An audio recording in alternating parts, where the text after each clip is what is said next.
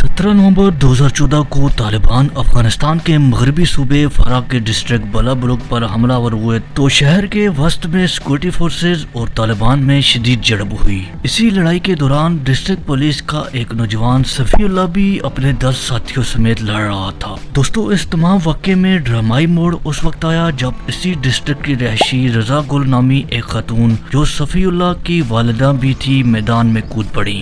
दरअसल उन्हें किसी ने ये बताया कि तालिबान और उनका बेटा सफीउल्लाह आमने सामने आ गए हैं।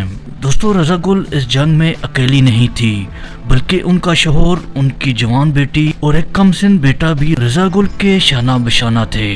जिस वक्त रजा गुल अपने स्क्वाड के साथ मैदान जंग में आई तो उस वक्त तक उनका बेटा सफीउल्लाह तालिबान की गोली का निशाना बन चुके थे। फिर क्या था, जवान बेटे का जस्ते खाकी मैदान में पड़ा देखकर ये औरत गुस्सैली शेरनी की तरह तालिबान पर झपट पड़ी। कुछ ही घंटों में तालिबान की लाशों के अंबार लग गए और बाकी मांदा तालिबान मैदान छोड़कर पीछे हट गए।